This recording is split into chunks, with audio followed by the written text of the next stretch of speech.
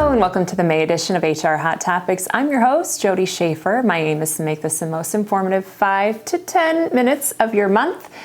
This month I want to hit on a couple of things. 2 new rules are in place, and they both were part of an Appropriations Act that President Biden signed into law at the tail end of 2022, and they have some effective dates that are hitting us now. Both have to do with either pregnant employees or nursing mothers. If the nursing mothers sounds familiar to you, that's because back when we had the Affordable Care Act legislation, there was a change made to the Fair Labor Standards Act. I know a lot of acronyms here, but the Fair Labor Standards Act was amended to allow for break time for nursing mothers.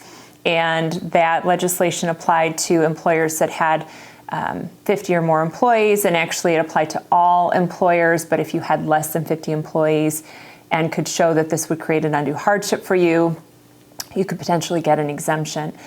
But this PUMP Act that's now going to be put in place expands those protections for nursing mothers beyond what was in the federal guidelines under the Fair Labor Standards Act. So previously, nursing mothers got protections for up to 1 year post-birth, and under the PUMP Act, PUMP is the acronym. It stands for Providing Urgent Maternal Protections for Nursing Mothers. Under the PUMP Act, mothers would now get protections for up to 2 years. So your employees who are expressing breast milk for 2 years post-birth will get reasonable break times for that purpose.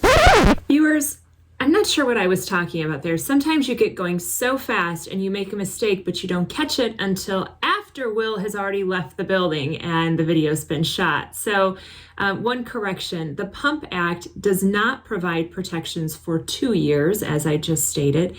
It provides protections for 1 year. When I was prepping for the video, I realized I was reading a House bill on the PUMP Act, and the House bill asked for 2 years, but the final legislation only granted 1. So the PUMP Act and the Fair Labor Standards Act around break time for nursing mothers both align. It is protections for 1 year. The rest of the information is accurate.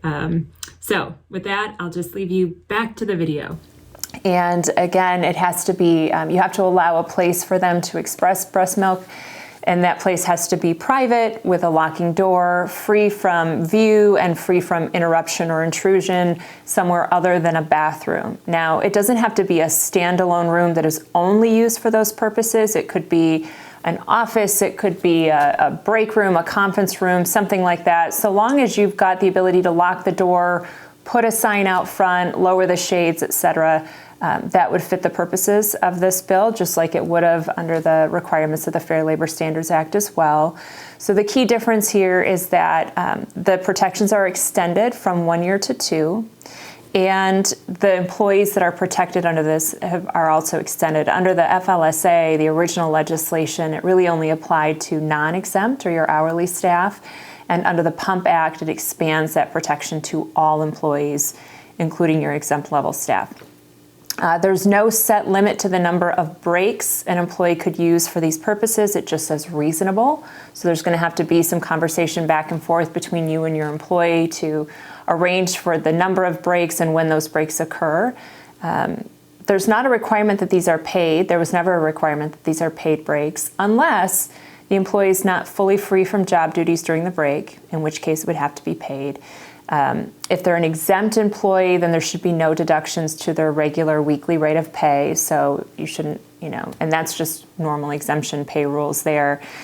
The other time when it could potentially be paid is if you're offering paid breaks to employees for other purposes and the employee chooses to use that break for this purpose instead, in which case then it would be paid. So there's a little bit of nuance to this, but generally speaking, the PUMP Act is just an expansion of the break time for nursing mothers that was already allowed under Fair Labor Standards Act. There is a 10-day notice period here, so if an employee feels like their rights have been violated under the PUMP Act, they have to alert an employer of that fact, and then the employer has 10 days to remedy that before the employee could bring a private right of action against the employer, so that's good news for us. So make sure you're having conversations with employees, especially ones that are going out on maternity leave, as they're coming back to the office, you want to make sure that you have some of these things set up for them if that is their intent. The other law, so to speak, that came out of this Appropriations Act is the Pregnant Workers Fairness Act. The acronym is PWFA. This is going to take effect in June. And this is really just an expansion of ADA. So the Americans with Disabilities Act doesn't specifically consider pregnancy to be a disability, but the Pregnant Workers Fairness Act does. So all the accommodations you would make under ADA for somebody that had a disability, you now have to treat pregnancy the same way and go through the interactive process. And if there are things that need to be done to help that pregnant employee perform the essential functions of their job, then you have to consider that and the reasonableness of it, undue hardship, et cetera. So just know that that's coming into effect as well. I'll include links to both ADA, interactive process, and some of the specific language for both the PUMP Act and this Pregnant Workers Fairness Act. This is kind of a notice to all of you. I've talked about the Going Pro Talent Fund in past HR Hot Topics. If you'll recall, these are state dollars that you as an employer can apply for in order to train your workforce. So the next round of funding is May 1st through May 24th. So we're in it right now. So if this is something that you have an interest in, you're going to want to reach out to your local Michigan Works agency. They will be your partner in this. But almost every Michigan employer is eligible for these dollars. Training grants of $2,000 each, up to $3,500 if the grant is for a registered apprenticeship program. And these are for full-time employees working 32 or more hours a week, at least 18 years of age.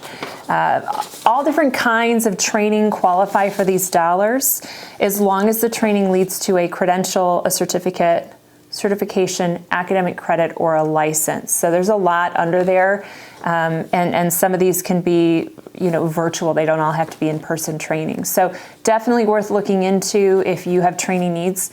And the state's willing to pick up the bill on that. So reach out to your local Michigan's Works agency to learn more. But again, that next funding cycle is right now, May 1st through May 24th. Speaking of May 24th, we have a free webinar that we're offering, the 6 biggest mistakes that new leaders make, and more importantly, how to avoid them.